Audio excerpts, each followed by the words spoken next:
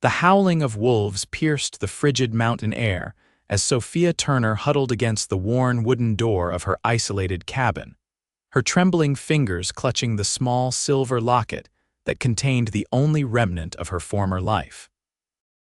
The year was 1876, and the Colorado Territory's unforgiving winter had descended upon the foothills outside Val Verde with merciless fury, trapping her in a snowstorm that had already lasted 3 days.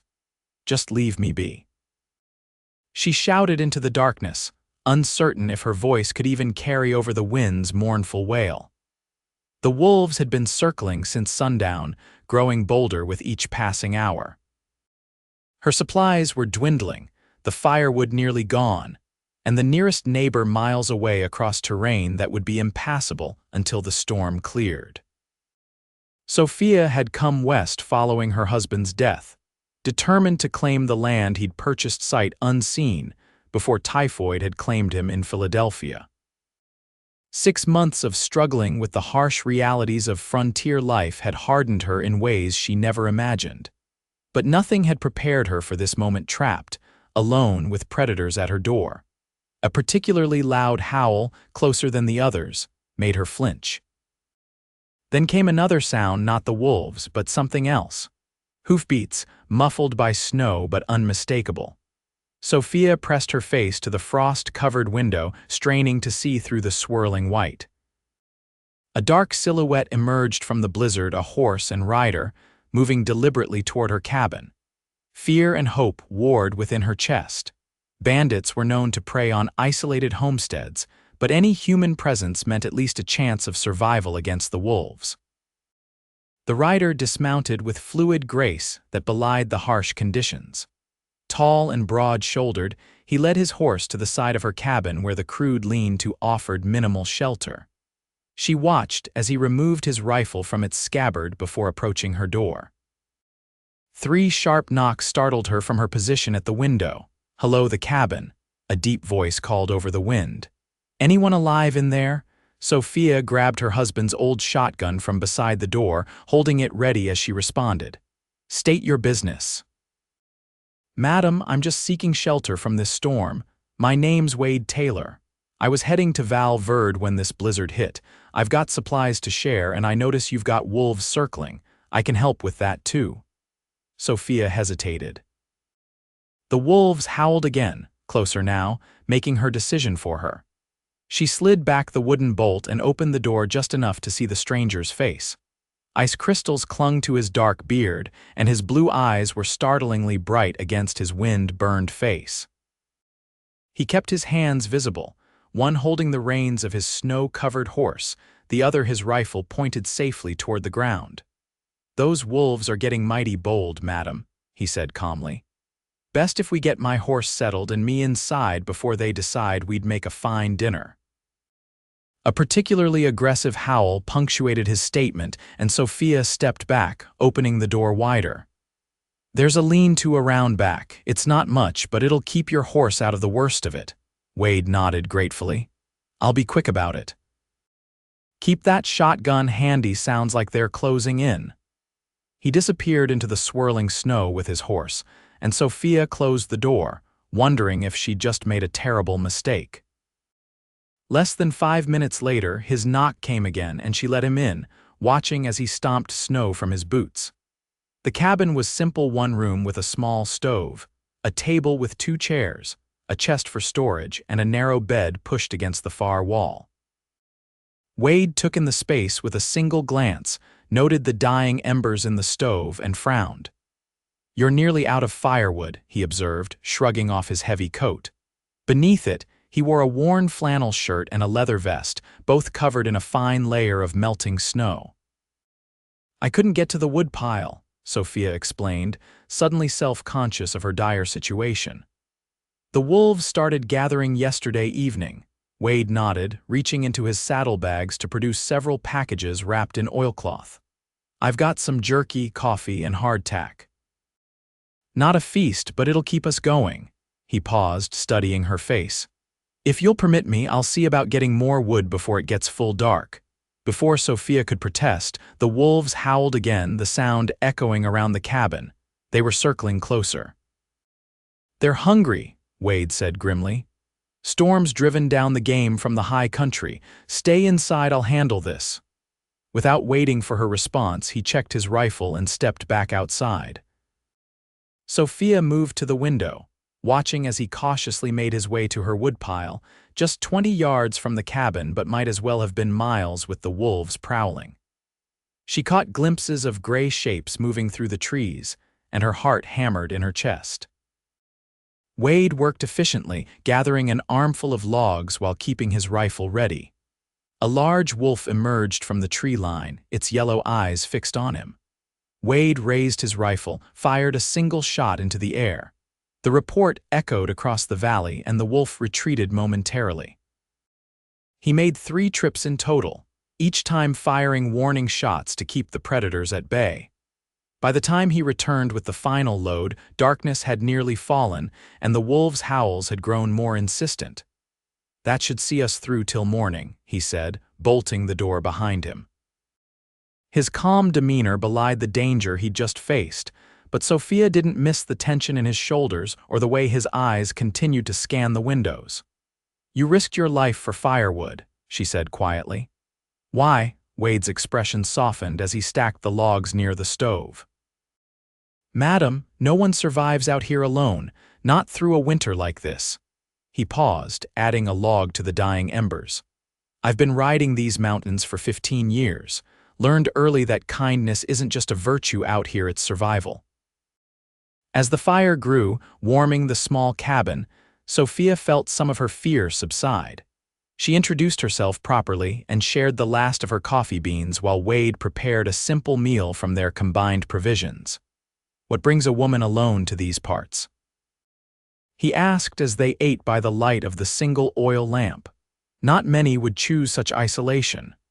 Sophia's fingers found her locket again, a habit she'd developed over the months of loneliness. "My husband, James, bought this land. We were to come west together, start anew after his business failed in Philadelphia. He died before we could leave." She paused, the familiar pain washing over her. "I came anyway. There was nothing left for me back east, and I couldn't bear the pitying looks from everyone who'd once respected us." Wade nodded, understanding in his eyes. "The West doesn't care much about your past, only if you can weather its future." He glanced toward the window where the wolves' eyes occasionally reflected the lamplight, "though I reckon even the hardiest souls need help sometimes." Through the night, the wolves continued to howl, sometimes scratching at the walls of the cabin, driven by hunger and desperation. Wade took the floor near the door, rifle close at hand, while Sophia lay sleepless on her bed, listening to the predators' cries mingling with the howling wind. "They won't get in," Wade assured her during one particularly close series of howls. "Come morning, I'll chase them off properly." "You sound very certain," Sophia replied, drawing her quilt tighter around her shoulders. Wade's voice came soft through the darkness. "Had my share of tough spots. Learned that most storms pass if you've got the patience to wait them out. And if they don't, then you face what comes and hope you've built something strong enough to withstand it." Something in his tone, the quiet confidence, the lack of bravado, eased Sophia's fears enough that she eventually drifted into an uneasy sleep. She woke to the smell of coffee and found Wade stoking the fire, his expression thoughtful as he watched the flames. Outside, the storm had died down, though snow still fell steadily from a steel-gray sky. "Wolves moved off at first light," he informed her, pouring coffee into a tin cup. "But they haven't gone far. Storms set to worsen by midday, according to my aching knee." He offered a wry smile. "Old injury never fails as a weather predictor." "You'll be staying then?" Sophia asked, surprised by her own hope that he would. Wade nodded. "If you'll have me, wouldn't be right to leave you here alone with those predators circling." They spent the day securing the cabin against the coming storm. Wade repaired a loose shutter, reinforced the lean to where his horse stood patiently, and showed Sophia how to set snares in case they needed fresh meat in the days ahead. By afternoon, the predicted storm arrived with renewed fury, driving them back inside where they huddled near the stove. As darkness fell once more, the wolves returned, their howls more desperate than before. Wade built up the fire, creating a barrier of warmth against the encroaching cold and the predators beyond the walls. "Tell me about your life before Colorado," Sophia said, partly to distract herself from the wolves and partly because she found herself genuinely curious about this calm, capable man who'd appeared when she needed him most. Wade studied his coffee for a long moment before answering. "Was a cavalry scout during the war. After, couldn't settle back into town life. Tried my hand at ranching in Kansas, lost everything in '67 to drought and grasshoppers." His gaze met hers. "Been drifting since, doing odd jobs, cattle drives, guiding settlers, some hunting and trapping. Was headed to Val Verde to see about work with the stage line."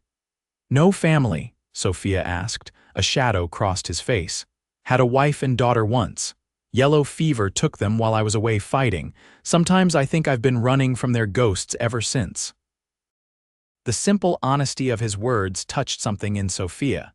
She reached across the table, briefly touching his weathered hand with her own. "I'm sorry. I know how it feels to lose someone who was your whole world." Wade's fingers curled around hers for just a moment before he withdrew. "Difference is, you faced your grief head-on. Came west to honor what you had instead of running from it." For 3 days the blizzard raged, transforming the landscape into an unrecognizable white wilderness. The wolves came and went, their howls a constant reminder of the thin line between safety and danger. Wade and Sophia fell into an easy routine, sharing the cooking and chores, talking long into the evenings by firelight. She learned he could recite poetry from memory, surprising her with verses from Wordsworth and Tennyson. He discovered she had trained as a teacher before her marriage and still carried a small volume of Shakespeare tucked among her few possessions.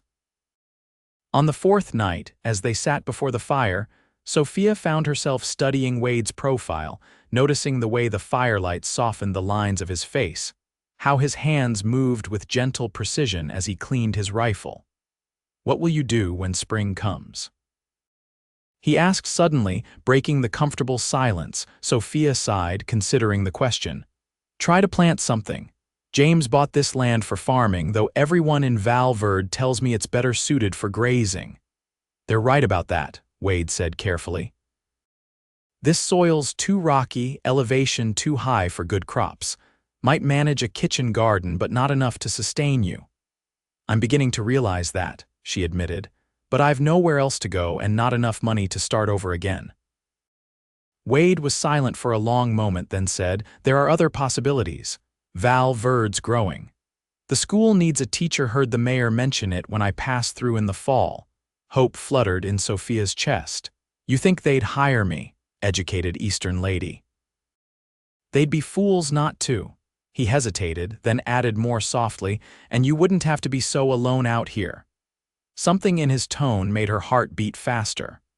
"I've grown accustomed to solitude," she said, though they both knew it wasn't entirely true. "No one should face wolves alone, Sophia," Wade replied, using her given name for the first time. The way he said it, gentle but certain, made her realize how much she'd come to trust him in these few short days. When the storm finally broke on the 5th morning, the world outside was transformed, pristine, silent, blinding in its whiteness. The wolves had moved on, driven elsewhere by hunger or finding easier prey. Wade saddled his horse, preparing to ride into Val Verde for supplies. "I'll be back by nightfall," he promised, checking his saddlebags. "Keep the shotgun close, but I doubt the wolves will return soon."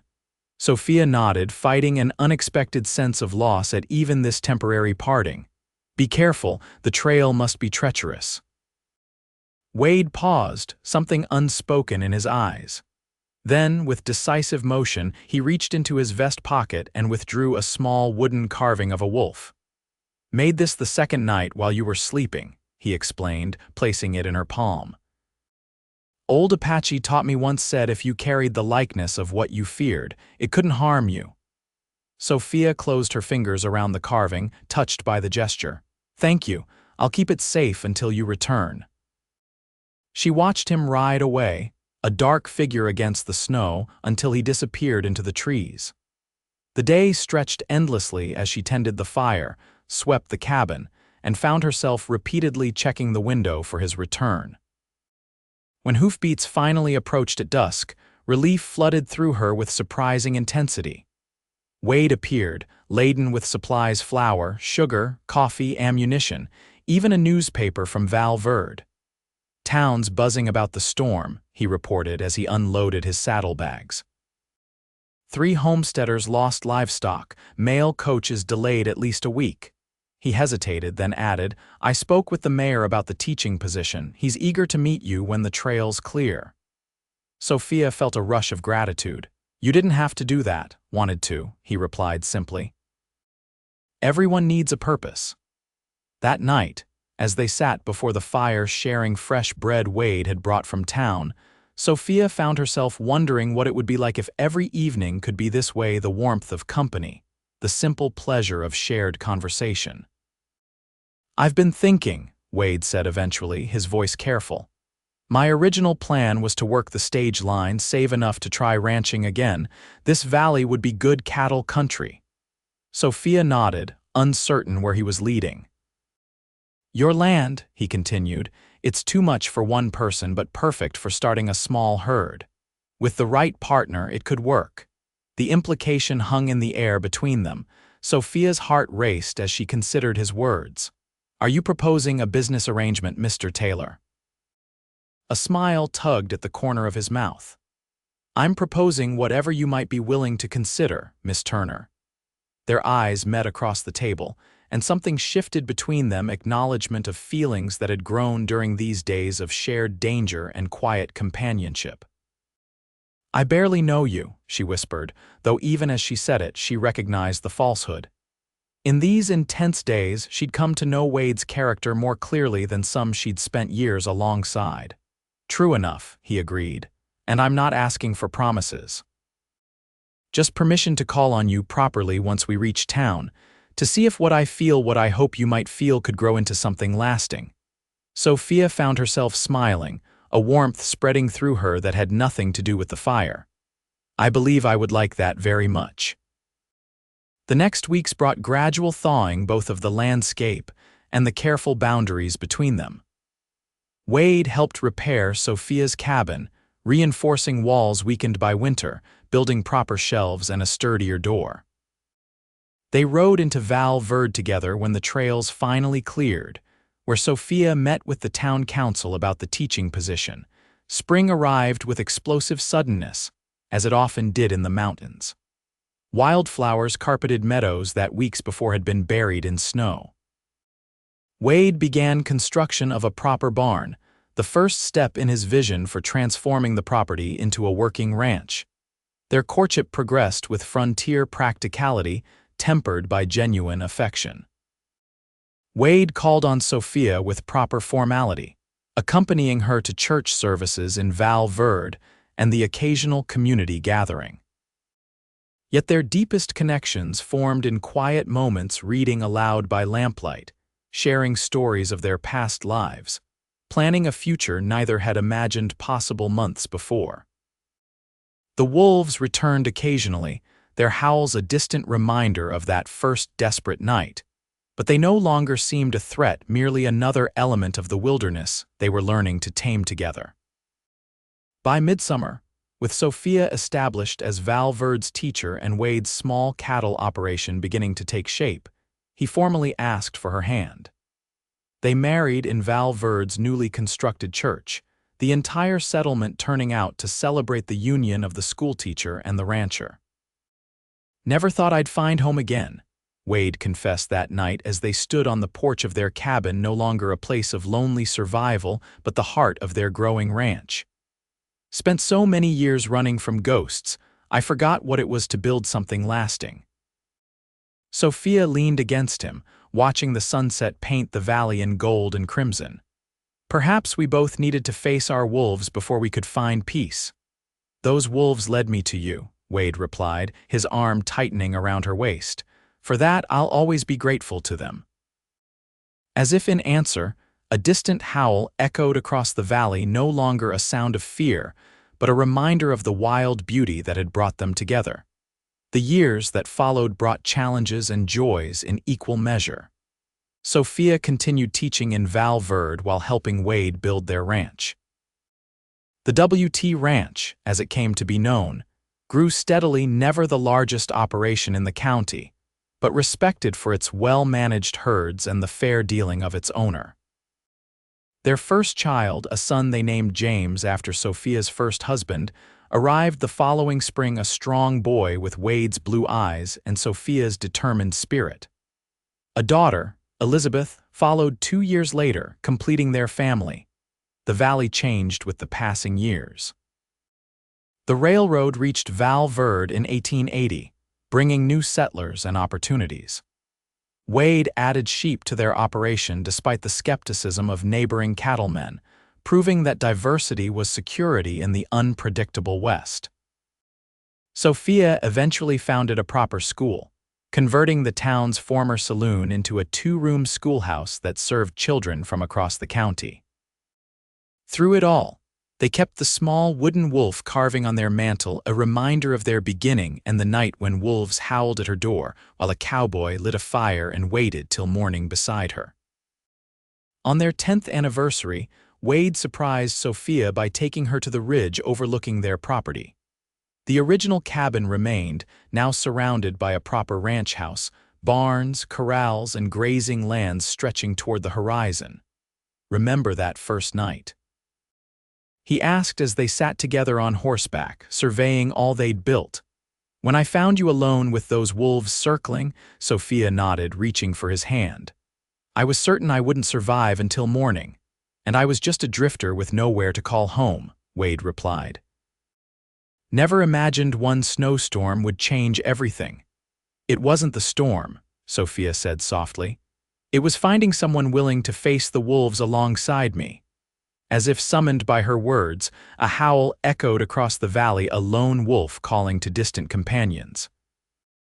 Neither Wade nor Sophia felt any fear at the sound. Instead, they listened to its wild music with appreciation, recognizing it as part of the harsh, beautiful world that had forged their bond.